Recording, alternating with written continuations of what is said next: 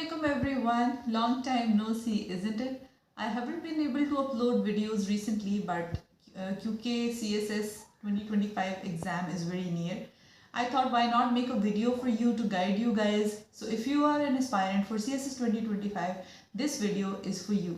But before I go into giving you some tips जो कि आपको इस टाइम में फॉलो करनी चाहिए, if you haven't prepared for your English essay subject yet and you're looking for some classes जो आपको एक हफ्ते के अंदर अंदर quickly essay का structure सिखा दें, so we are starting at the Leader CSS Academy English Essay Crash Course जिसको आप join कर सकते हैं because it is starting from 1st of January. You can get yourself registered and learn English essay from me who has qualified English essay 3 times. So अगर आप CSS 2025 देना चाह रहे हैं तो ये टाइम आपको जहन में ये रखना चाहिए कि अभी क्योंकि आपके पास सिर्फ 1 महीना ही आप कंसिडर करें कि है, तो अब आप अपनी पढ़ाई छोड़ दें. जितना पढ़ लिया that's enough. Now what you need to do is revise. अब मुझसे अक्सर मैं लाइव सेशंस करती हूँ तो एस्पायरेंट्स ये पूछते हैं कि हम रिविजन कैसे करें. रिविजन आप ऐसे करें कि आप ये देखें कि आपने नोट्स बनाए थे या आपने बुक्स को ही फॉलो किया था, बुक्स पढ़ी थी, whatever it was, वो अब आपका कंटेंट है जो आप पढ़ के एक मरतबा तैयारी अपनी कर चुके हैं और अब आपने दोबारा से उन चीज़ों को पढ़ना है. डेफिनेटली एक चीज़, एक सब्जेक्ट जो आप 20-25 दिन में कवर करके आए हैं वो दोबारा से तो आप 2-3 दिन में नहीं दोबारा से सारा कंटेंट पढ़ पाएंगे ना. So what you should do is read the headings only. Headings और हर एक पैराग्राफ के अंदर क्या रेफरेंस आप देना चाह रहे हैं, क्या एग्जाम्पल कोड करना चाह रहे हैं, किस बुक को कोड करना चाह रहे हैं, वो चीज़ें रिवाइज करें.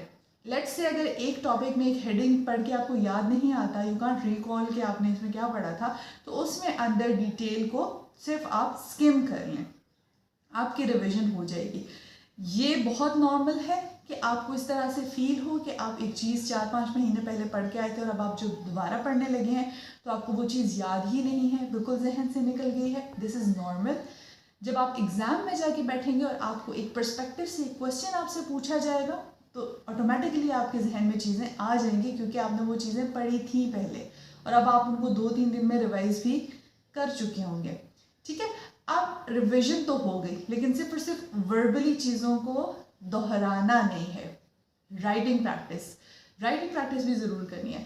अब वो राइटिंग प्रैक्टिस करने के 2 तरीके हैं. एक तो आप ये करें कि आप डेली बेसिस पे इवन इफ़ आप मॉक पूरा अटैम्प्ट नहीं कर पा रहे या कोई पास पेपर पूरा अटैम्प्ट नहीं कर पा रहे तो डजेंट मैटर, क्योंकि जाहिर आपने रिवीजन भी करनी होगी, साथ आपके माइंड में ये भी होगा कि अब मैं राइटिंग प्रैक्टिस कैसे करूँ.